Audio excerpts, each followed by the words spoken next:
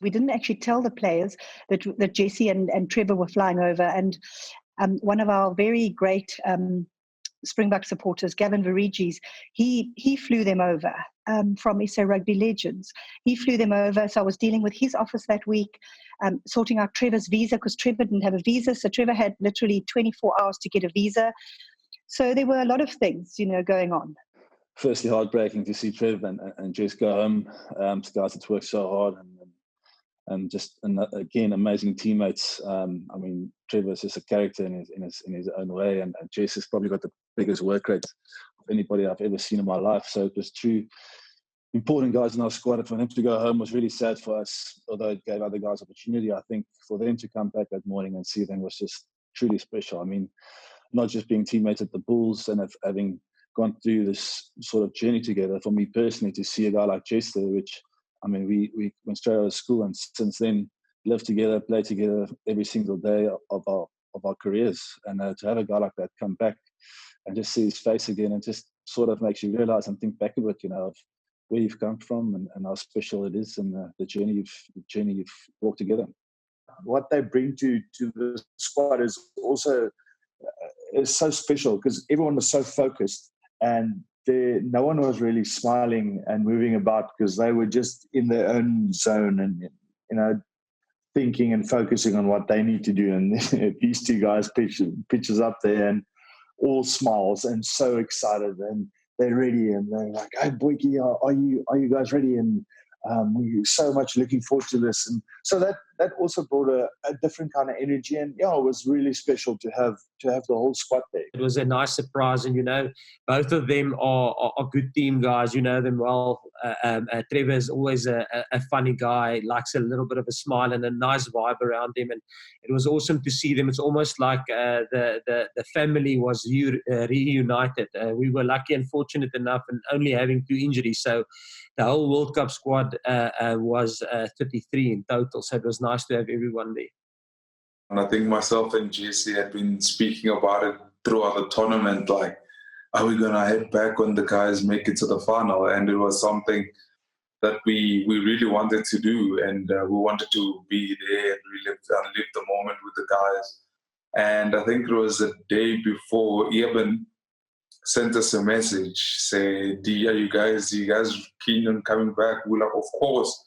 We've been talking about this the whole time, and there were a few arrangements made, and speaking to a few people, and they managed to get us on a flight back. And I won't lie to you, for me and Jesse, it was jolly time on the plane. It was just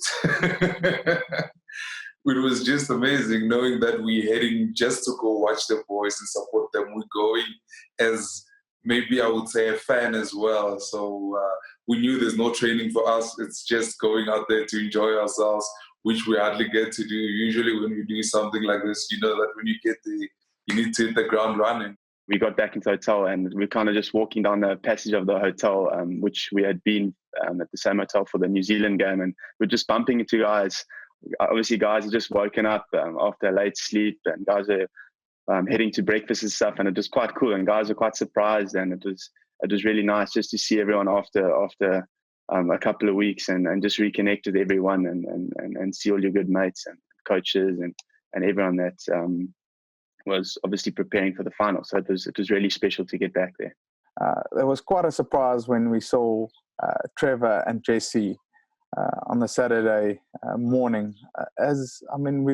We've shared months and months of hard work and sacrifice to get there. Time away from family, time away from friends, if I can say that. And then to see them there was amazing.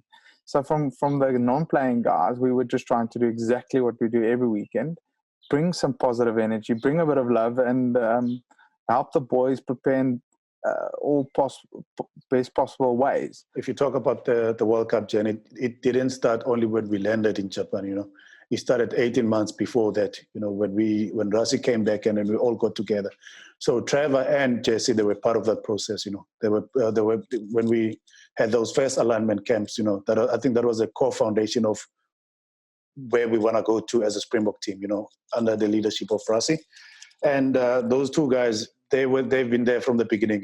For them to be injured, Trevor in that warm-up game, I think it was against Japan, for him to be injured, it was very, very tough for him. We do understand. And then Jersey also, I remember the time where he was told he will have to fly back home. He had a couple of tears on his face. Those guys that were not part of the 23, they really played a crucial role, in the bigger picture, because, I can tell you all those guys that didn't play, didn't complain, and any time in the week, they were as excited as the guys that were starting, and all they wanted to do was just add value, so they gave us the best preparation. They were the opposition. They were, playing as England against us at training.